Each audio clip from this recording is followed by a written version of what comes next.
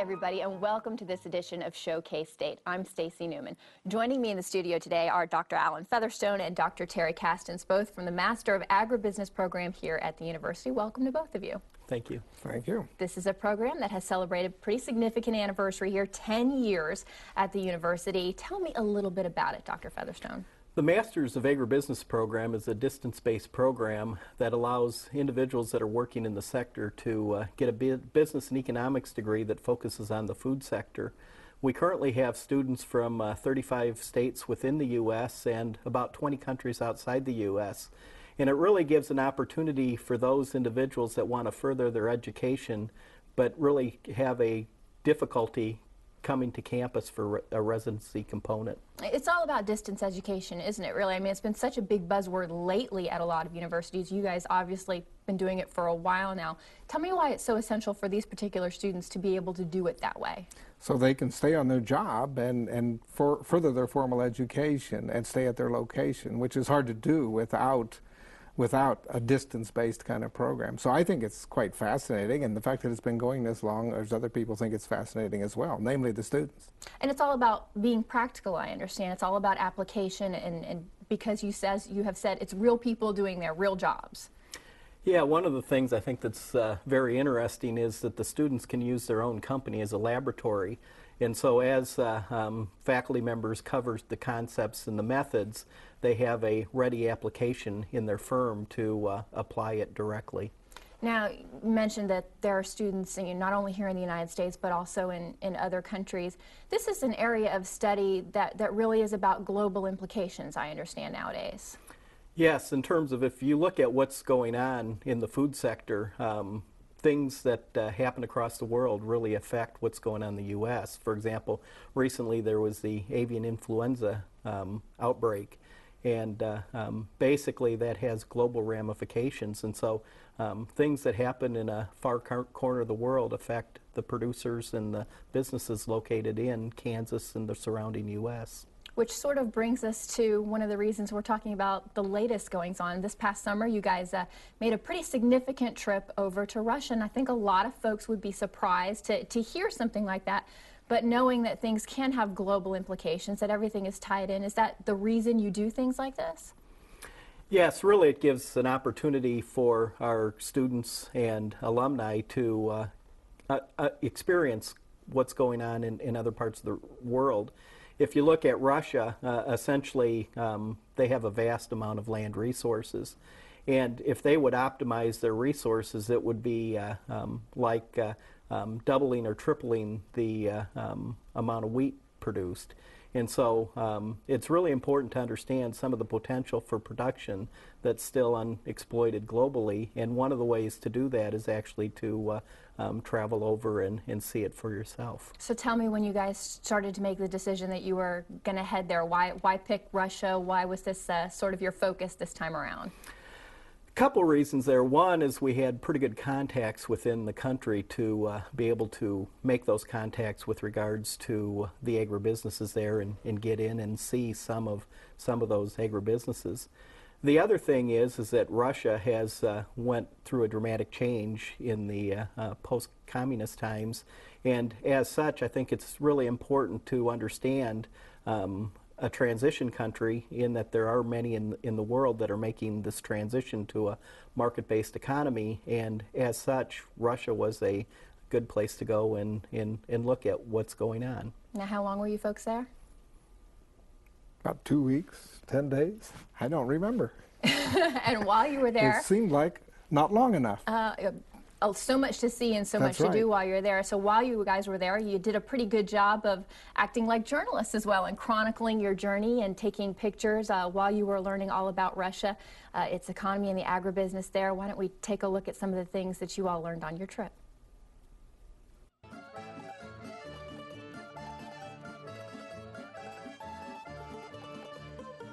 Winston Churchill described Russia as a riddle wrapped in a mystery inside an enigma. Even today, it remains an accurate description of a country with extravagant riches of the old country, the bleak legacy of the Soviet era, and hope for a new life post-Soviet Union. Our group arrived in August 2006 to experience Russia, or at least one small corner of Russia, the Moscow-St. Petersburg area. Dating back to the 12th century, Russia has had a long and turbulent history. From the early 1600s, the ruling Romanov Tsars laid the foundation of the Russian Empire as a world power. In 1917, the last Tsar, Nicholas II, was displaced, and communist Lenin, followed by Stalin, began a 70-year period of strict one-party rule. That 7-decade run came to an abrupt end in 1991, when the Soviet Union collapsed in a peaceful revolution of sorts.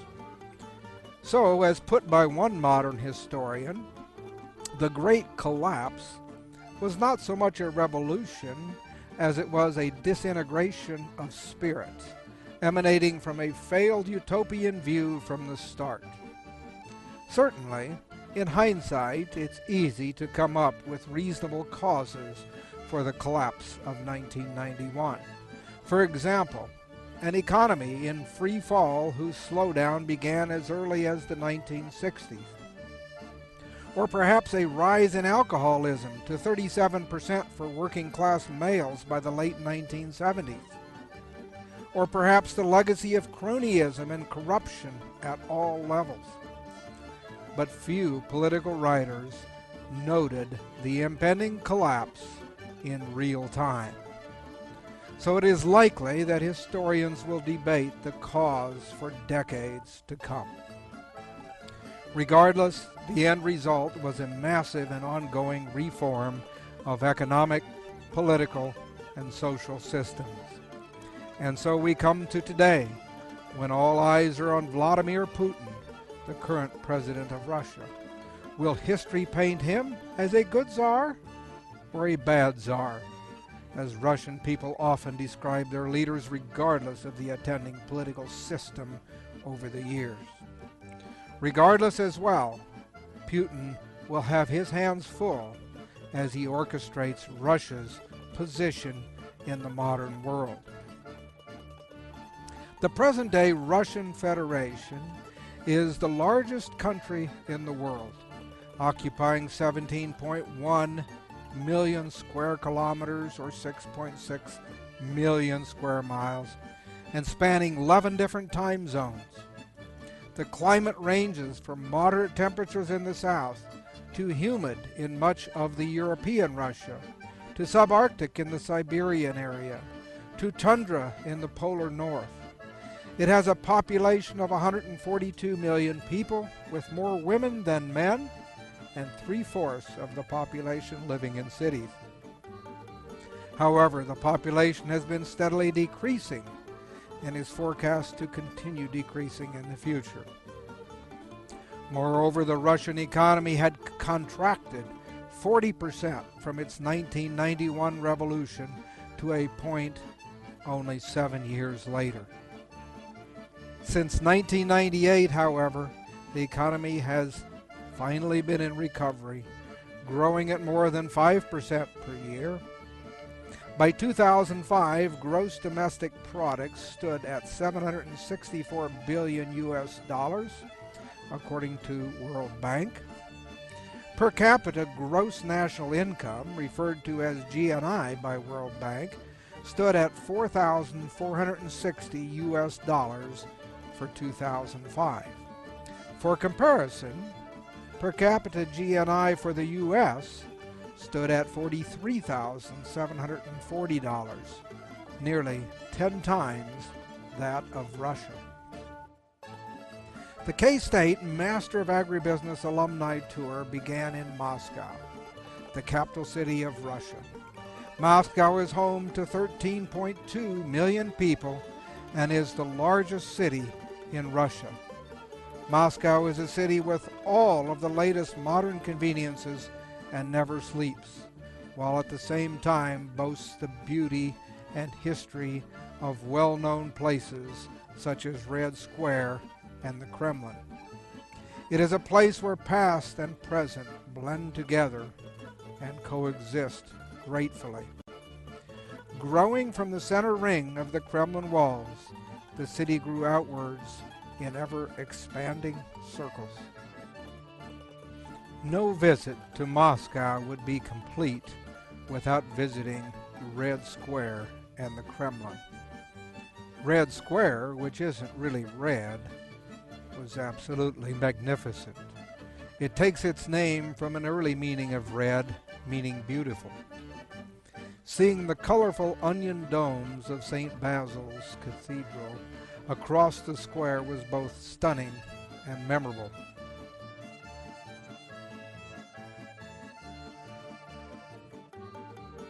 The Kremlin has been the seat of power and wealth for hundreds of years, holding the numerous cannons captured from Napoleon in his fateful attempt to leave his expansionary mark on the Moscow area. And the Kremlin still houses the president's office, as well as jewels worn by the czars.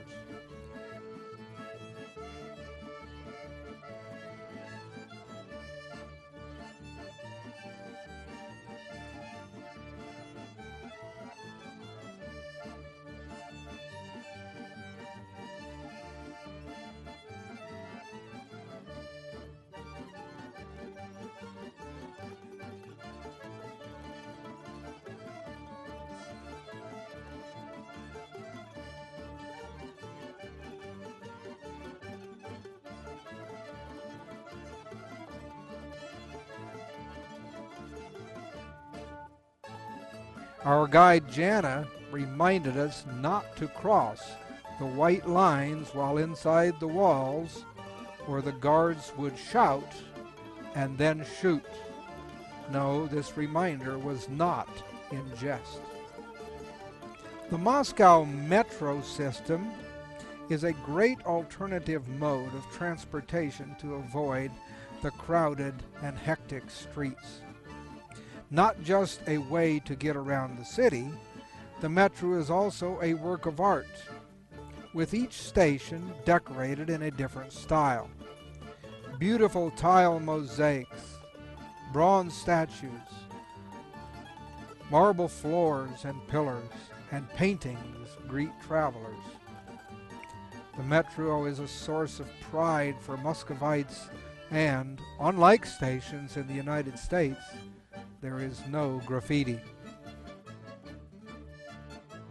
After touring several locations in Moscow and taking in the historical sites, we were joined by Pavel Sorokin, our international partner and instructor at Moscow State Agro-Engineering University, to learn more about the agricultural industry in Russia. Occupying more than 1/10 of the agricultural land on Earth, with areas of black soils and favorable climate conditions, Russia has enormous agricultural potential. Grains are the most typical crop grown in Russia, especially wheat, which comprises over 50% of Russia's grain production. Russia's second most important crop is barley, especially malting barley.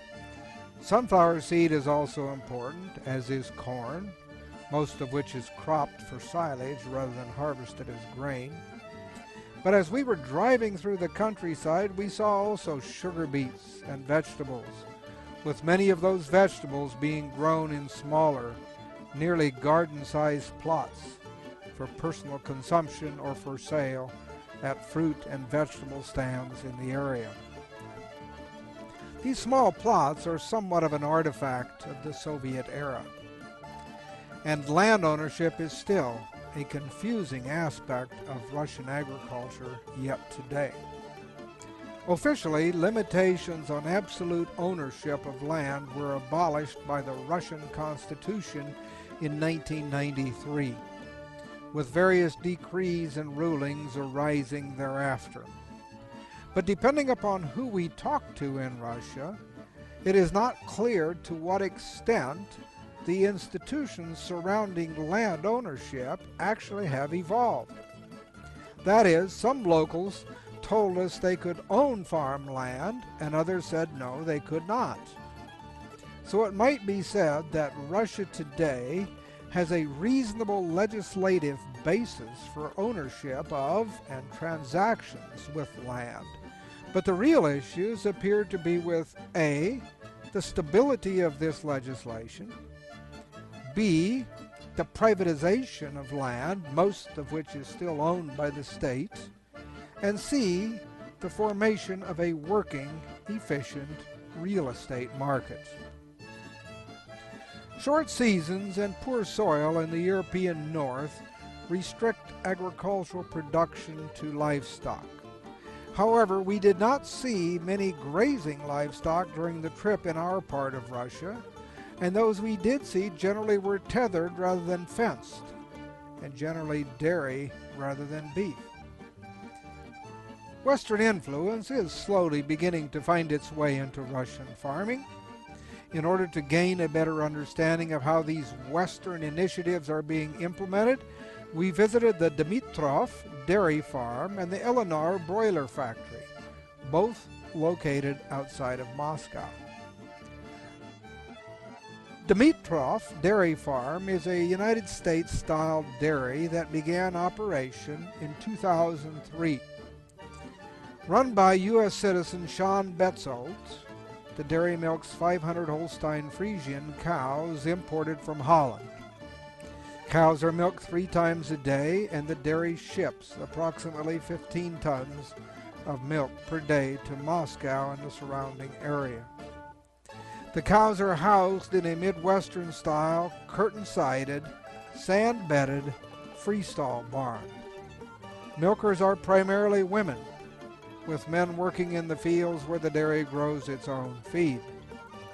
By their own assessment, Dmitrov's success came as a surprise to many local farmers and distributors who did not believe this modern method of dairying would actually work.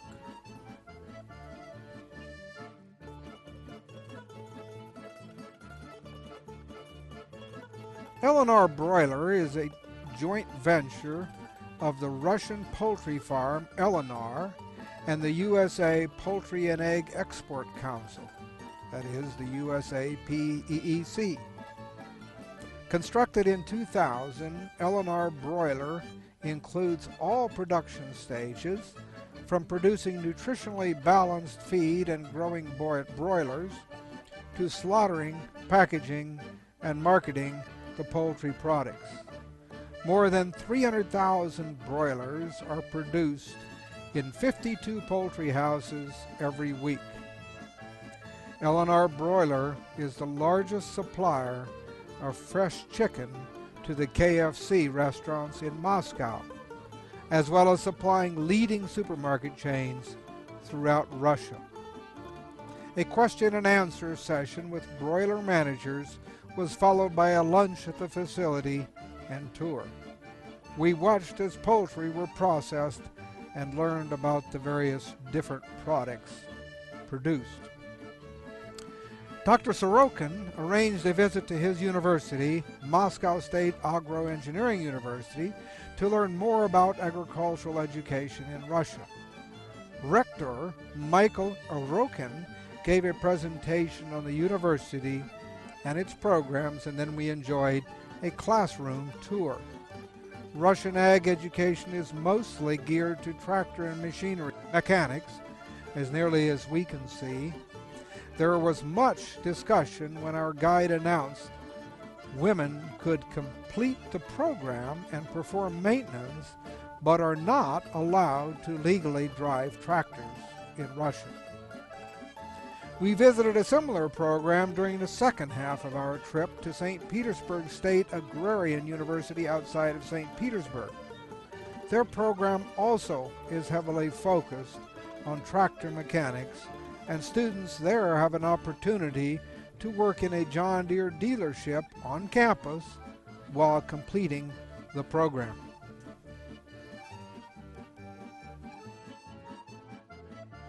While in Moscow, Eugenia Surova, a Russian policy expert, spoke to the group about agricultural policy.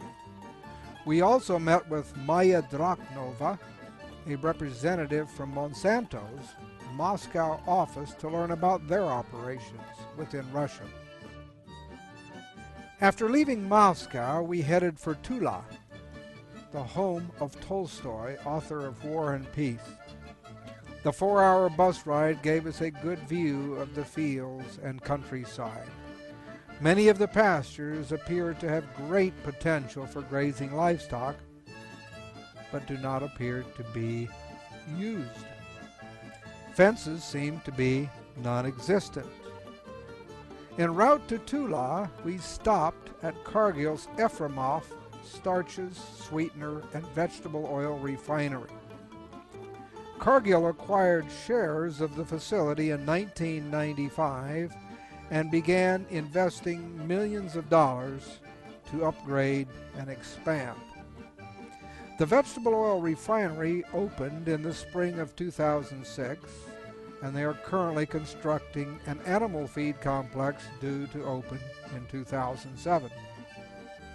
It is a modern facility run by a British CEO. Russian managers are in training to eventually take over managing the facility.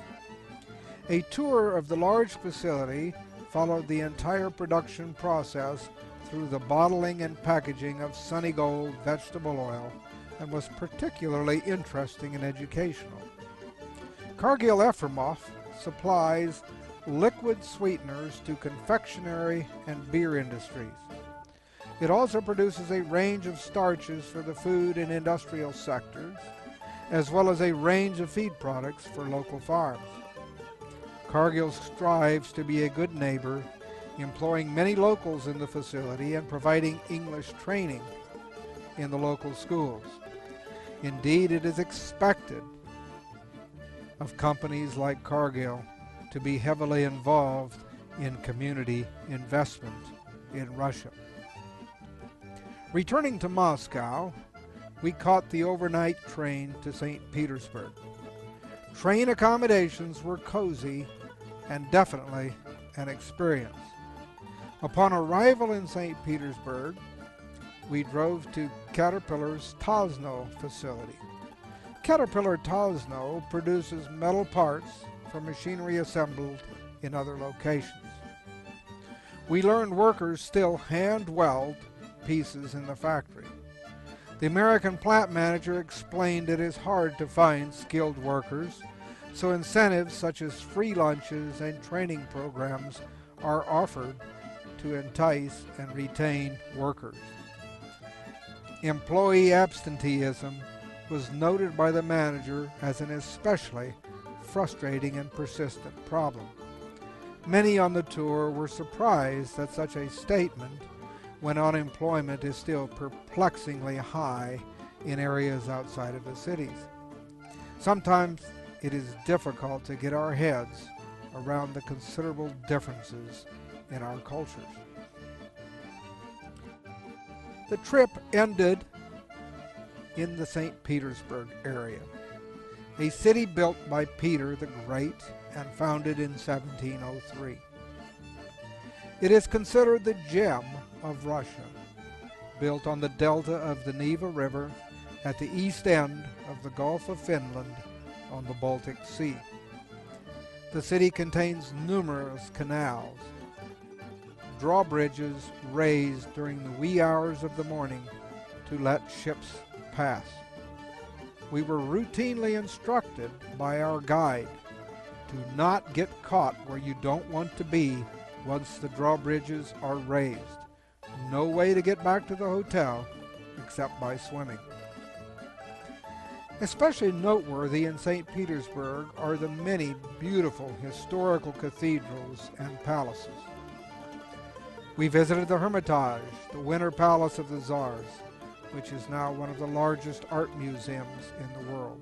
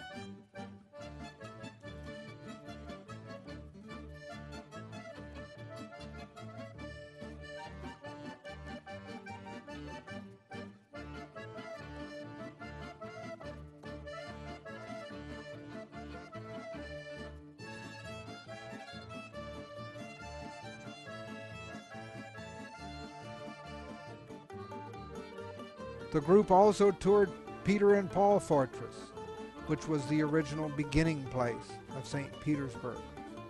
It is also the burial place of every Tsar from Peter the Great to Nicholas II. Our guide, Elena, told us Peter the Great required anyone entering the city to bring stones to lay on the swampy ground within the fortress. If they did not bring stone, he made them leave, and they were not allowed to return until they complied. To speed up construction of this all-stone city, Peter the Great forbade stone building construction in all of Russia save St. Petersburg, to entice all stonemasons at the time to converge on his beloved city. We also toured Peter's summer palace, Peterhof, on the Gulf of Finland. The sprawling grounds were beautifully landscaped with fountains and flower gardens. Inside the palace were richly decorated rooms, including a grand throne room with beautiful wooden floors.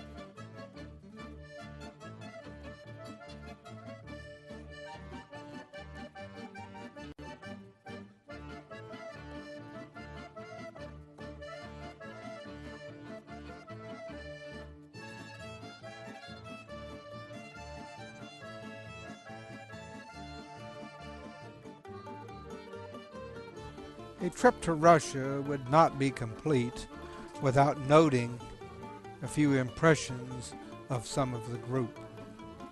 One thing that was noted by several people was that all of the growing and prosperous operations we visited happened to be managed by Americans and/or Western Europeans. But we must remind ourselves that we visited primarily businesses with strong Western ties. Yet, those Western ties should not be belittled, since they have been so very important to Russia's economy since the collapse of 1991. What about the foods? We ate at many nice restaurants with traditional Russian menus and decor. Meals included salmon, chicken and pork, usually a variation of borscht, which is a beet soup, and bread, everywhere bread. We were treated to Russian specialties that must be tried while in country: black and orange, caviar, and vodka. And don't worry, if you get tired of bread, beets, potatoes, a McDonald's is right around the corner. What about the overall people?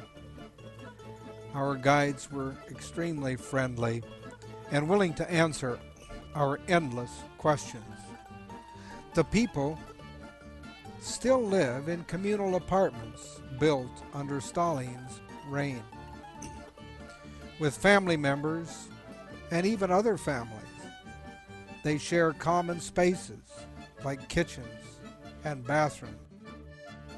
We were told that today it is becoming more common for families to buy out the other roommates in order to own their own apartment space. Everywhere we went, extensive construction was taking place. New buildings were going up, and older buildings, especially apartments, were being renovated. Many cathedrals and exhibits were also under renovation, and scaffolding was a common sight everywhere. This was especially true in the St. Petersburg area. St. Petersburg is the hometown of Putin, and Russia is getting a tremendous amount of money in to their country today due to its large amount of oil and the high prices of oil and natural gas, for that matter. Consequently, the country is spending a lot to revitalize many of its historical sites, which is especially nice for those of us who went on this tour in 2006. Had we gone a lot earlier, many of the historical sites would not yet have been opened for tourism. So we were fortunate to have gone when we did.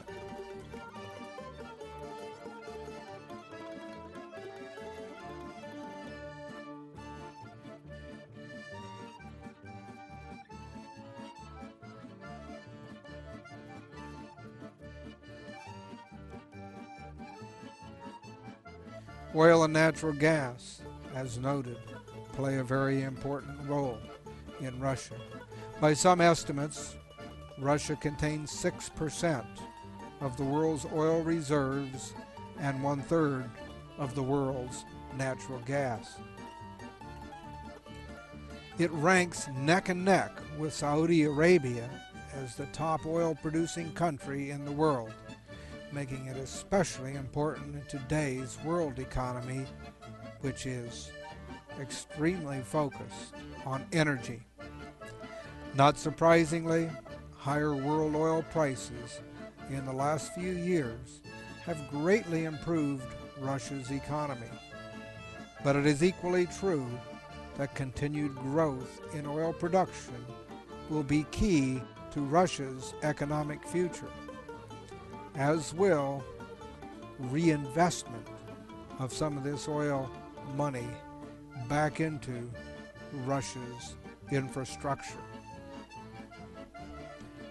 For most of us, our trip to Russia will be a highlight of our lives.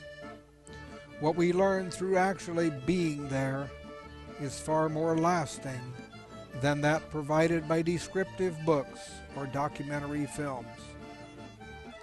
Yet we know that we have barely combed a single lock of this giant brown bear.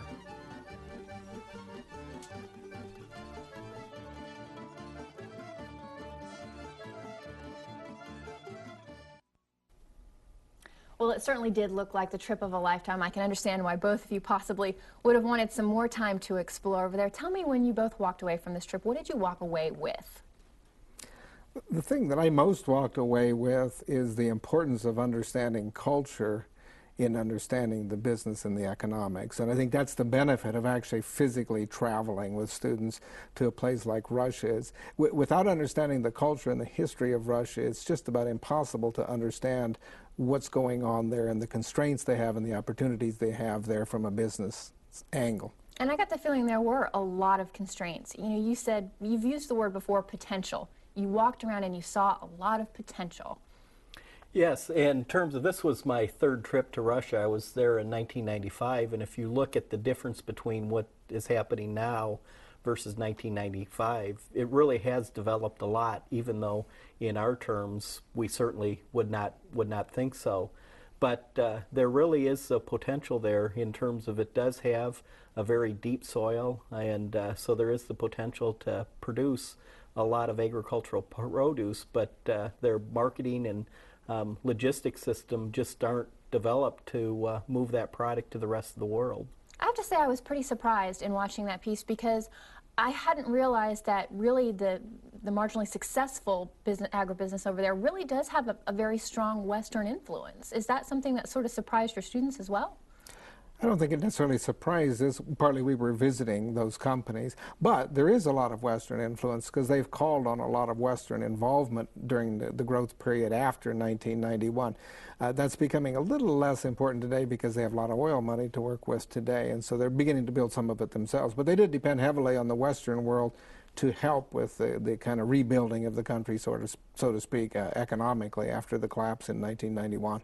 How important did you stress culture while you were there? You said that really these two are intrinsically linked. So what sort of things did you see or do that made the students say, aha, I get it now, this is why agribusiness is this way in Russia? One thing that I see is just this authoritarian view, or this kind of more powerful kind of view. Russia's always been led by strong leaders, and we sometimes perceive that as being, dictatorial. That'd be the way we kind of put a negative spin on it. But actually, it's part of their culture. And if we don't understand that that's part of their culture, then it's difficult for us who are very much free market, capitalistic kind of thinkers to actually work properly with them. Otherwise, we'll be just antagonistic. Now, speaking of culture, you guys brought a number of objects back for us to sort of look at. Why don't you tell me, I'll hold them up, you can kind of tell me a little bit about each thing. This sort of surprised me when you first told me about it. This, I would have assumed was just sort of a knick-knack, but it's not. It's a musical instrument, much like an ocarina in other parts of the world. You blow on one end, hold your hand over it, and play it like a flute. You also came back with, I guess, some of the things that are typically associated with Russian influence, and this really reminds me of something that I guess that everybody's sort of famous for over there. Tell me a little bit about this. Basically, it's just a lacquer type bowl for sugar or some other type of thing, but you'll see that very commonly in restaurants.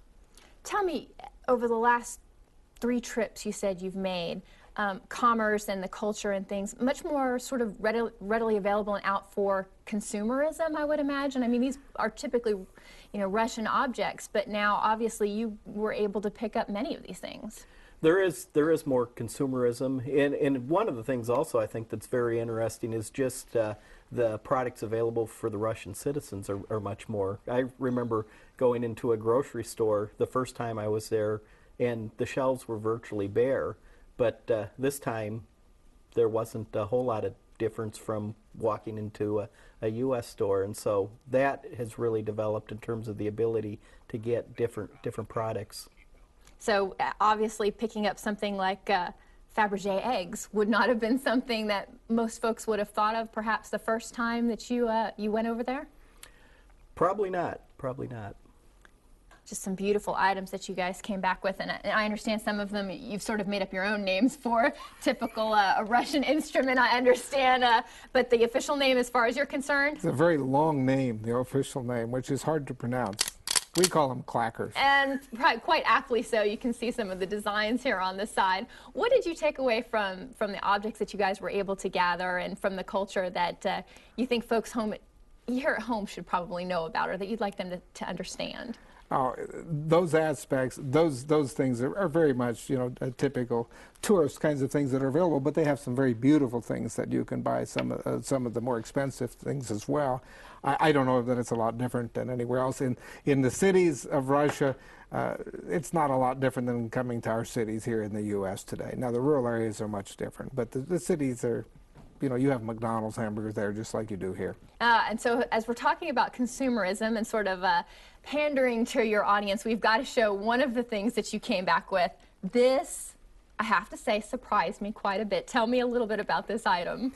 Essentially, it's just a nesting doll, and when we were talking to the proprietor that put this together, essentially what they do is they go onto the internet and essentially look for different schools and football players, and Dylan Meyer there, and then Alan Webb were a couple of the quarterbacks that were at K-State, and essentially they get that off the internet and paint them, and so you could get virtually any major school there with a nesting doll of their football teams. So certainly a sign of the changing times over there. What do you think is in for the future? You know, when you looked around, you've seen it evolve over the last couple of years. So if you had to sort of take your crystal ball and see what's next, what would you say? Again, it'll be very interesting in terms of what happens in the upcoming presidential election in Russia, and just how the transition of power ends up occurring. In terms of, I think you'll continue to see slow growth. I think there is a desire, especially on the younger generation, to improve their economy. But there certainly are issues in terms of, one of the things they're concerned about is depopulation of the country. And so essentially there is some concern with regards to a loss of population, in that Russia currently has a negative growth in population. Tell me a little bit about your reception there as you walked into the businesses and spoke about maybe some of the differences between the United States and Russia. You know, how were you received? I think they loved us as a whole, and I think they were very open with us as a whole. I mean, depending upon which company we went to, they had some things they couldn't tell you, of course, like any company in the U.S. But as a whole, they were very open, discussing their successes and problems with employment and logistical issues with running factories and so forth. They were very open about it. So that was educational, very educational. There seemed to be a lot of Western influence at it. You know, a couple of the successful factories really, I was surprised to find out, had a lot of Western influence. Is it surprising? Is that the way it's going? Or well, it's not really surprising for any country that's kind of coming back on, getting back on its feet, because the world has long depended on the Western world to provide some of the technology and leadership. And then eventually, over time, it transfers more to natives from their own country as they develop those kinds of things. So I don't think it was that surprising necessarily. were there any surprises? Of course, there are always surprises. What's always surprising in countries like Russia is the vast difference between the urban areas and the rural areas. I mean, we sort of expect them, but then when you see them, they're kind of surprising, because the urban areas are much like our cities in the U.S. The rural areas struggle in some cases with electricity, have high unemployment, and so there's vast disparities in rural areas and urban areas. That is considerably different than in the U.S. I would imagine that sort of constitutes some of the challenges for them. And when you're talking about agribusiness, you've got to get out into the country, and the problems that they have there take a while to overcome, I would imagine, or to find a way to cope with. Yeah, in terms of, it will take a while, in that, for example, the dairy farm we ended up visiting, in terms of the individuals that worked for that individual were sure that those cattle would not survive the winter, in terms of they could not believe a technology in a northern climate would work like that. And so now, after a few years of seeing that in operation, there's actually other regions that are wanting that individual to come in and redo theirs, simply because they did take a collective farm, adopt the technology, and are making it become much more successful on a global scale. Do you really think that's what it's going to take over there? A lot of show me? Because it is difficult. Change, I think, in any country is difficult. It's certainly come difficult to Russia. Is it going to take one of those show me how this works in order to make progress over there?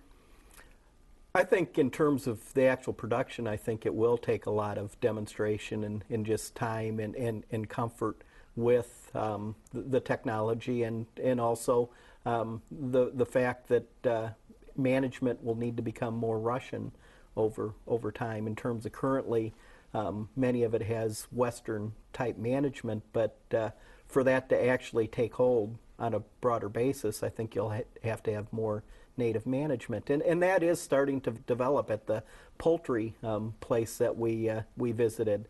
Some of that management is transitioning to Russian-based management, and again, from a capitalistic system where the managers are making their own decisions versus somebody planning them and telling them this is what you need to produce, it just takes a while to learn and pick up those skills. I think it was in the piece, the Caterpillar plant, something that came there kind of surprised me. They said they had a big problem with employee absenteeism. I think just as, you know, when we talk about Western influence and Americans, I mean, I can't imagine just not showing up for work one day. Did that surprise your students and your faculty? It's cultural.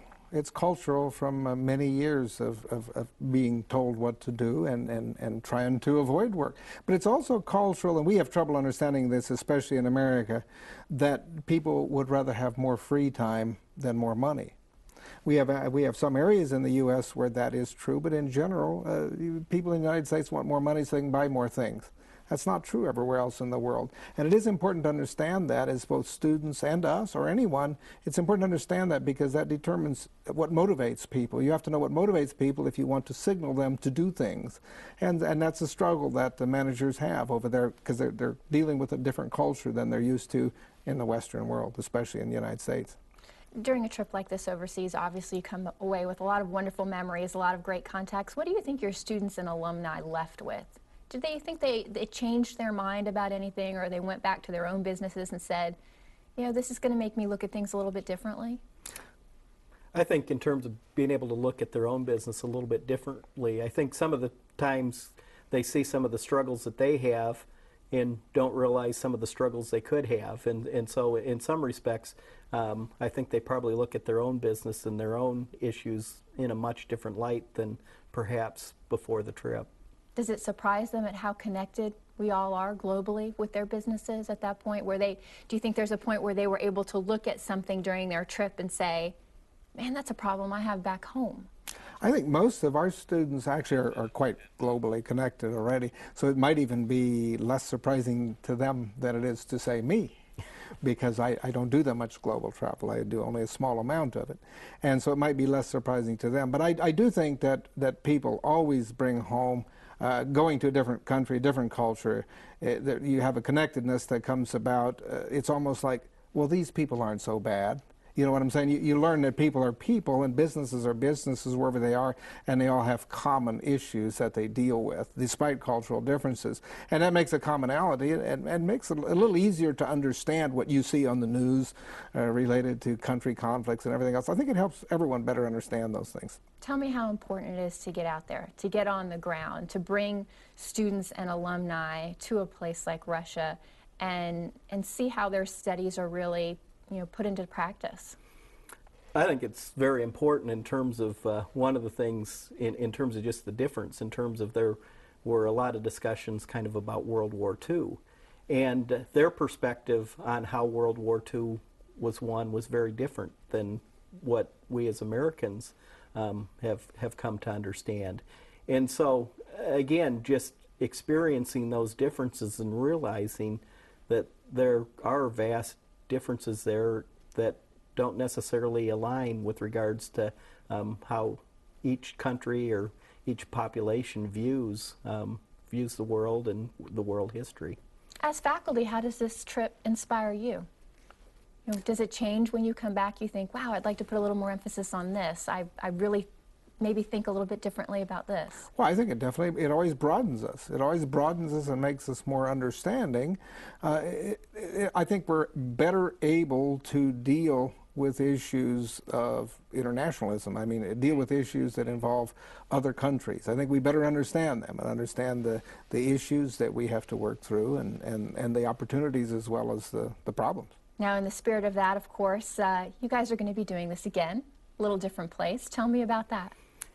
In terms of, we're looking at 2008, the fall of the year, going to Malaysia, Thailand, and Vietnam.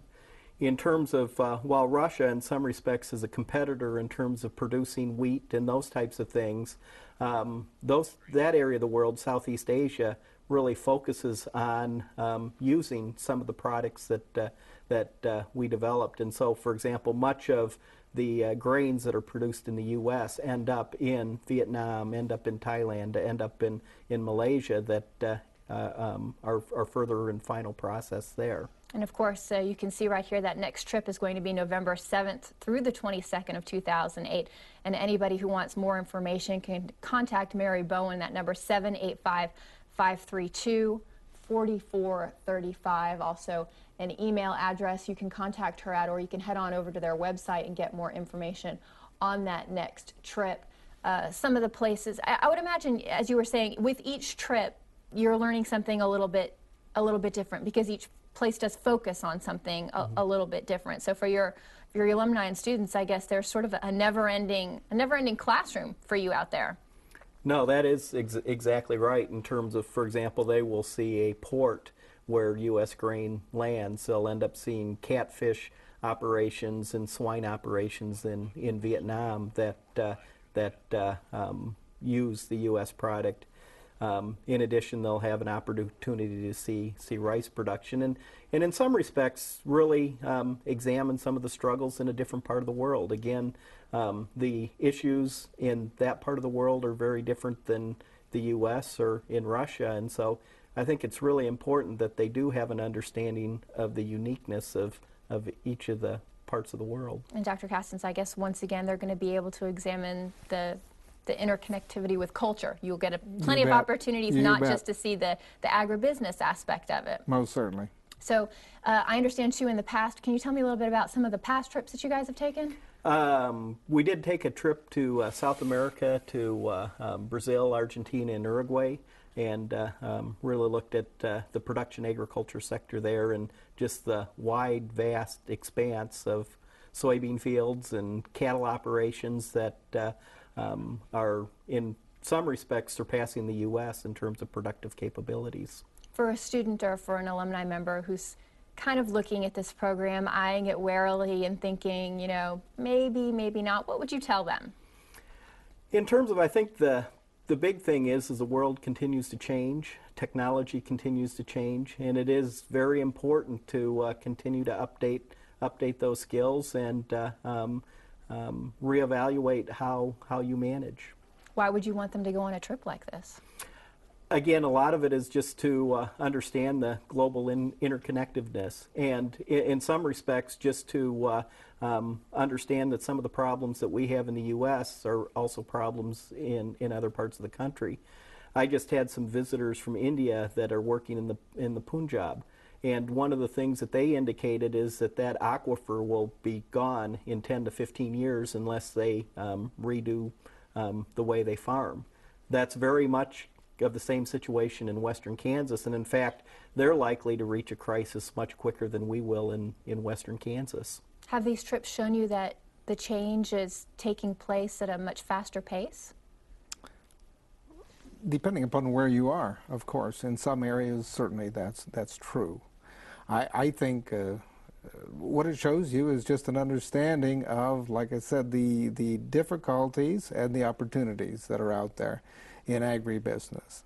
I think the trips themselves are fascinating to me in that they're a blend of business and what most people would call sightseeing, and I call culture. And it makes it nice because it's a mixture of both, but it also makes it nice because I believe understanding culture is especially important to understanding business in many countries, and including our own, although we don't think much about culture because we're here and we know it. Well, I want to make sure that folks get an opportunity to get more information about that next trip. We're going to make sure they can get the phone number and the web address. Once again, Southeast Asia, Malaysia, Thailand, and Vietnam. That's going to be a whirlwind. November 7th through the 22nd of 2008. For more information, contact Mary Bowen. That number 785-532-4435. There's her email address. You can get the information that way. Or, of course, you can head on over to the website. Give me your best pitch, gentlemen. What do you want to say to folks out there about this?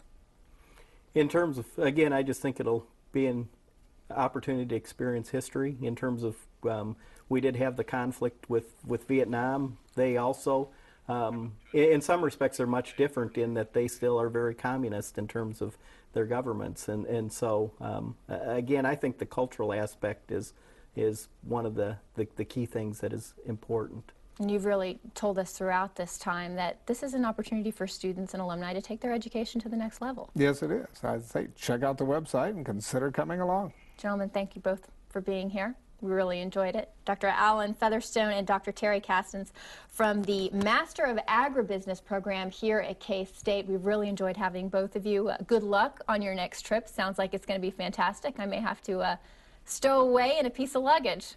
That would be a good idea. If you'll have me. For the shopping alone, it looks like. Yes.